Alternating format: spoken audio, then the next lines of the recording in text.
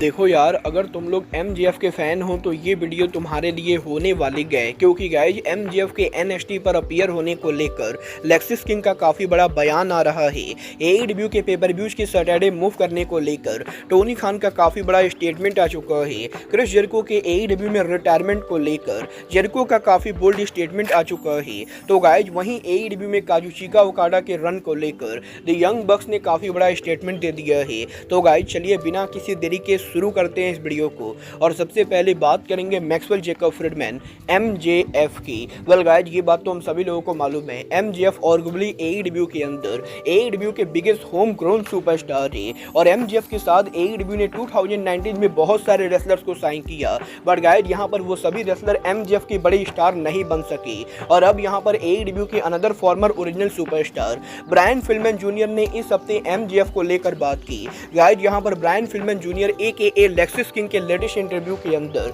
Lexus King ने MJF के possible WWE arrival को लेकर बात की, जहां पर लेक्सिस किंग का ये कहना है कि एमजेएफ यहां पर मॉडर्न एरा के एक बहुत ही जनरेशनल टैलेंट है, और डेफिनेटली यहां पर इस बात में कोई भी शक नहीं है कि एमजेएफ यहां पर आज के टाइम के ऊपर जिस भी कंपनी के ऊपर जाते गए वो उस कंपनी के ऊपर टॉप स्टार बनने की काबिलियत रखते गए। और यहां तक बात रही एमजेएफ के कंपनी के पुश करने की, तो लेक्सिस किंग ये बिलीव करते गए कि वो यहां पर अगर आज के टाइम पर किसी भी कंपनी को ज्वाइन करे तो वो कंपनी एमजेएफ को मेन इवेंटर बनाएगी, क्योंकि एमजेएफ के पास हर वो चीज़ है जो मॉडर्न एरा के अंदर उन्हें बड़ा सुपरस्टार बनाने की काबिलियत रखती गए। और इवन यहाँ पर अगर कल को लेक्सिस किंग एईडब्ल्यू को छोड़कर डब्ल्यूडब्ल्यूई के एनएक्सटी को भी ज्वाइन करे तो वो यहाँ पर एनएक्सटी को ज्वाइन करने के कुछ ही दिनों के अंदर एनएक्सटी के फूड चेन पर टॉप के ऊपर आ सकते गए। और लेक्सिस किंग ये बिलीव करते गए कि एमजेएफ यहाँ पर एनएक्सटी पर आकर कुछ ही टाइम के अंदर एनएक्सटी के सबसे बड़े स्टार बनने की काबिलियत रखते गए। और लेक्सिस किंग डेफिनेटली यहाँ पर डब्ल्यूडब्ल्यूई के एनएक्सटी के ऊपर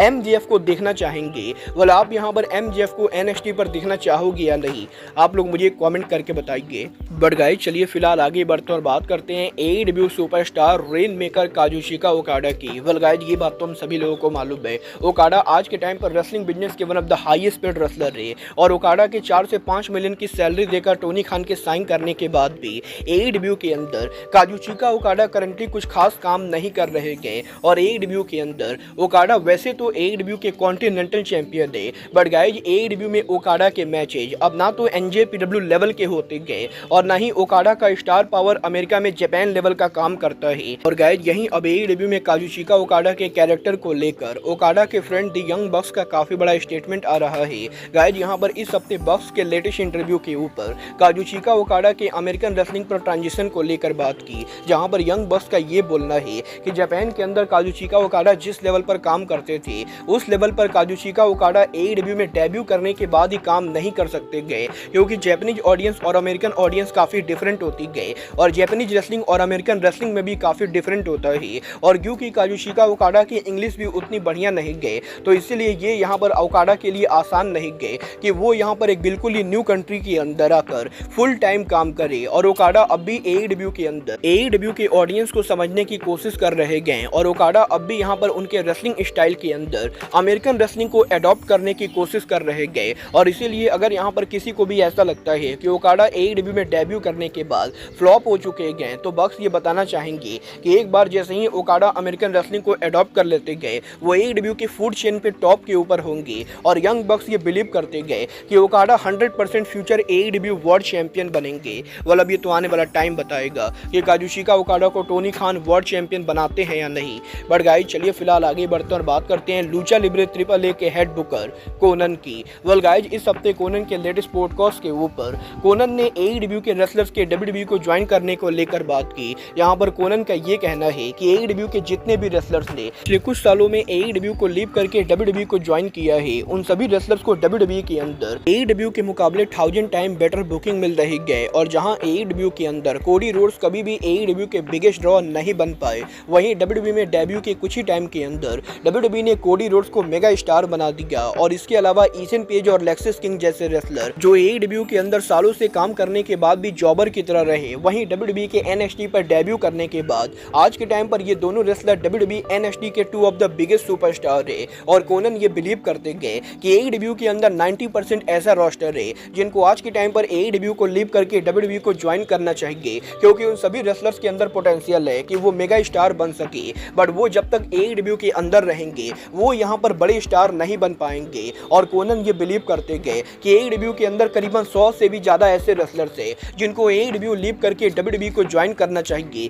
ताकि उन्हें यहाँ पर उनके करियर के अंदर बेटर ऑप्शन मिल सके। वेल आप यहाँ पर कोनन की बातों से एग्री करते हो या नहीं, आप लोग मुझे कमेंट करके बताएंगे। बट गाइस चलिए फिलहाल आगे बढ़ते हैं और बात करते हैं AEW की फॉर्मर वुमेन चैंपियन थंडर रोजा की। वेल गाइस ये बात तो हम सभी लोगों को मालूम है, AEW के अंदर थंडर रोजा और डियोना पुरासो की आर्लिंगटन में स्टोरी लाइन के बाद ही थंडर रोजा AEW में हमें एक्शन में देखने को नहीं मिलेंगे। और पिछले एक महीने से थंडर रोजा के गायब रहने के बाद अब इस हफ्ते रोजा के लेटेस्ट इंटरव्यू के ऊपर थंडर रोजा ने AEW में उनके कम्पीट ना करने को लेकर बात की, जहां पर थंडर रोजा ने इस चीज को लेकर खुलासा किया कि थंडर रोजा करंटली यहां पर कंकशन इंजरी से गुजर रही है और रिसेंटली यहां पर थंडर रोजा को एक मैच के दौरान कंकशन हुआ था और थंडर रोजा ये नहीं चाहती है कि उनके कंकशन इंजरी के बाद भी वो AEW के अंदर कम्पीट कर सके। और जब तक यहां पर थंडर रोजा को ये नहीं लगता है कि उनकी कंकशन इंजरी पूरी तरह से ठीक हो चुकी है तब तक वो AEW के ऊपर कम्पीट नहीं करेंगी, क्योंकि अगर यहाँ पर वो रिस्क लेकर AEW के ऊपर कम्पीट करती गए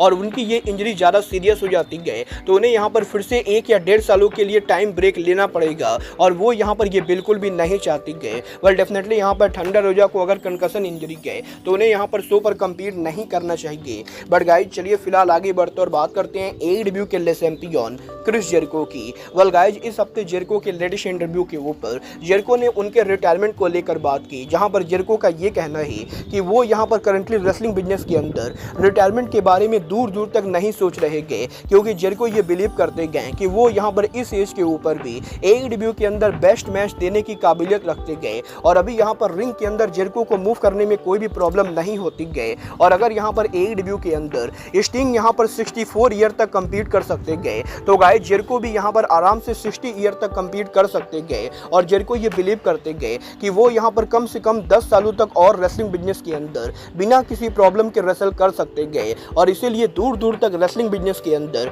फिलहाल यहां पर जेरिको के रिटायरमेंट का कोई भी प्लान नहीं गए। वेल गाइस ये तो अब आने वाला टाइम बताएगा कि ले चैंपियन AEW से उनका रिटायरमेंट कब लेते गए। बट गाइस चलिए फिलहाल आगे बढ़ते हैं और बात करते हैं AEW के पेपर व्यूज के सैटरडे मूव करने की। गाइस यहाँ पर ये बात तो हम सभी लोगों को मालूम है, जब से यहाँ पर AEW का कोलिजन शो शुरू हुआ है तब से AEW कंपनी मेनली उनके पेपर व्यू को संडे को करती है, क्योंकि अगर यहाँ पर AEW के पेपर व्यू सैटरडे को होंगे तो AEW के कोलिजन को यहाँ पर कैंसिल करना पड़ेगा या फिर कोलिजन को फ्राइडे को मूव करना पड़ेगा। और गाइस जैसा कि हम सभी लोगों ने देखा AEW की ऑल आउट 2024 के सैटरडे को होने की वजह से AEW ने कोलिजन को फ्राइडे को मूव किया और फ्राइडे को कोलिजन होने की वजह से AEW कोलिजन को one of the lowest viewership मिली। वेल अब यहाँ पर टोनी खान ने फाइनली पेपर व्यूज के सैटरडे मूव करने को लेकर काफी बोल्ड खुलासा कर दिया है। गाइस यहाँ पर टोनी खान ने ये कंफर्म किया है कि ना कि AEW का ऑल आउट पेपर व्यू बल्कि AEW के आने वाले और भी काफी सारे pay per view AEW company Sunday से सैटरडे को मूव करने वाली है, क्योंकि गाइस यहाँ पर USA के अंदर NFL गेम शुरू हो चुके गए